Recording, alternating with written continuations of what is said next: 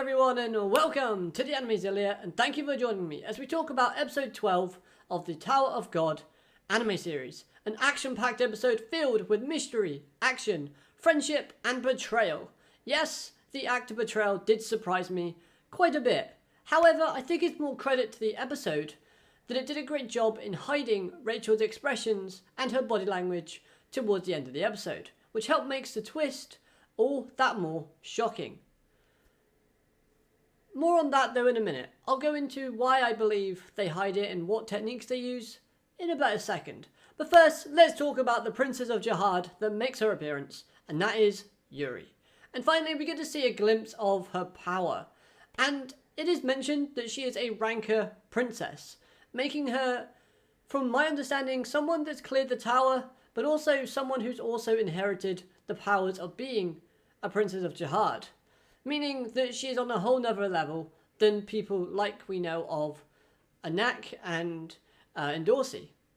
She is obviously a lot stronger, but her skills were really nice and all. However, I liked the personality that we had on show in this episode, especially towards Anak and Endorsi. The more kinder sistership that she shows off towards them, despite hearing that, Anak's an imposter and Endorsi's a traitor because she sticks up for Anak. She still, it's still her sister at the end of the day. So she's still like, boy, man, I don't care who you are. You could be some big shot, but you're messing with my sisters. I'm going to take you down. And that's what she does. Well, she doesn't finish Ren off, but she does, do a lot. And it was a great showcasing. Now, Yuri might have a bit of influence or a lot of influence, depending on the fact that she's a ranker and the fact that she's not worried in the slightest about any of the consequences that might occur as a result of herself and her team helping Anak and Endorsi. So, I do want to know more about kind of where she ranks in terms of her influence and stature, but maybe, again, it's to do with the fact that she's cleared the tower already, but we need to know more information. And the sooner the better, because Yuri is a fantastic character, and yes, this episode did a great job of showing that. Okay then, so let's talk about this twist. The twist at the end was something that was surprising. However, if you did pay close attention to Rachel's character throughout this episode, then you might not be that surprised. The facial expressions and the actions that she shows towards the end of the episode showed that she was either in deep thought or possibly she was conflicted. However, I think it was more the fact that she was in deep thought. She wanted to find the right time and solution to betray Bam. She was very quiet. Her head was always looking down, like this. She never really gave eye contact to Bam in this episode, for the most part. And one thing that I really did love that ties in to the ending of the episode and the line that was said way back in the funeral for Hal, in where Rachel states that she is different from the person that Bam has been chasing after. Now, you might be thinking, but that's not really anything to write home about. But it's the smile that comes after Bam states that he too is also different. Bam says in this episode that he has changed. He knows how to use Shinzo a bit more. He's made lots of friends. And that, he feels like he's capable of climbing the tower with Rachel and that, she can rely on him. And once he says, I've changed from the boy that I was back in the cave, she looks down and she smiles. That obviously ties in with the line that she says way back at the funeral, in where she has changed as well. I just like that because it's like a bit of a scheming and sort of like a little hint that they give us towards the end that, remember, she did say that she was different. But yes, I did like it. Nevertheless, it clears up why we're not meant to like Rachel's character a bit more, which is something that I've been a little bit confused at, but hey, it was a good way to end off the episode because it adds tension and it builds up for season 2. Now, Bam in this episode was pretty awesome. Taking on that bull, which looks supersized for whatever reason. I don't know if that was like an animation type of error or Ren infused more of his Shinzo ability or powers into it, making it bigger and more ferocious. I have no idea. But the determination and the growth from Bam's character that was on show was really what made me like him in this episode. he backs up his own words by basically saying he's going to protect Rachel, which he did. He states he's gotten stronger with Shinzu, which he displays here. But that golden Shinzu ball that he releases was certainly interesting. It resembles the giant blast of Shinzu that we saw him use in a Crown game, but this time it was on a much smaller scale and it looked like he had a bit more control over it. Whether or not he was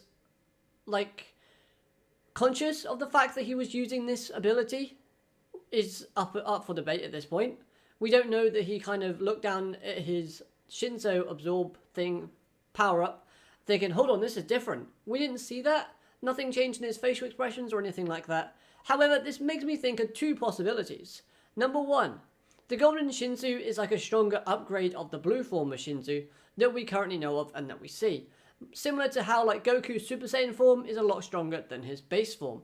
It's like an extra power up that gets added on to the amount of power that he can already output.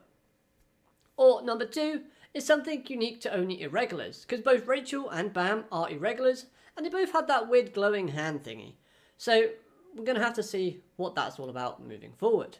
Nevertheless, they animated Bam's character beautifully in this episode, and in fact, the animation altogether was absolutely fantastic. I thought, hey, even Rax is looking a bit intimidating in this episode. And I don't normally like Rax's character very much, but he was alright in this episode. Wasn't too bad.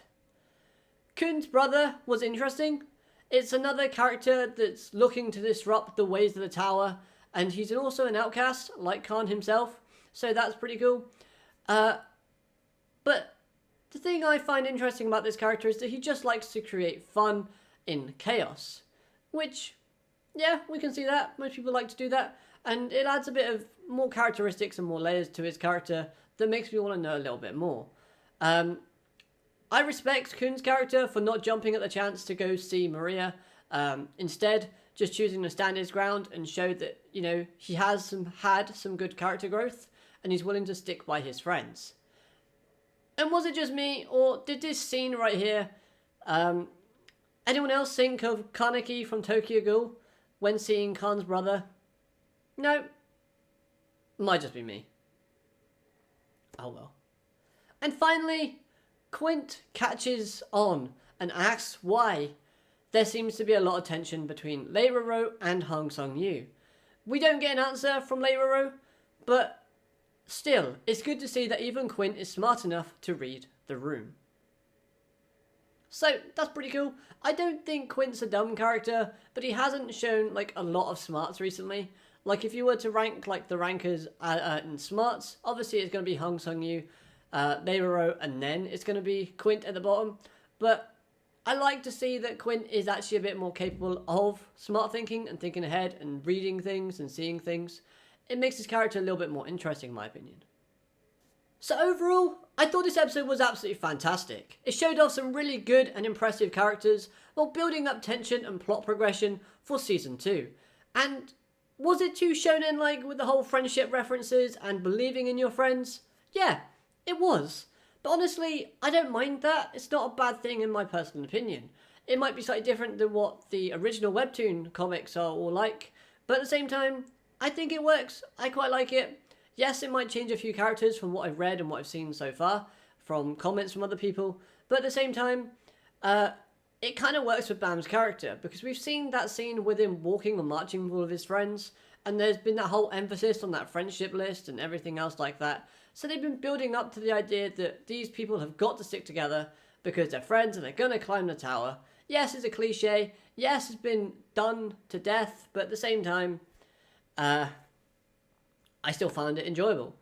So I guess it's now time for me to dive into the webtoon series and see what that's like for myself. Now, I might be comparing the two and just seeing what slight differences and changes are going through. And if you want to know my thoughts on that, then make sure you subscribe to this channel so you never miss a video from me. Or if you're just interested in anime in general, then make sure you check out some other videos on this channel.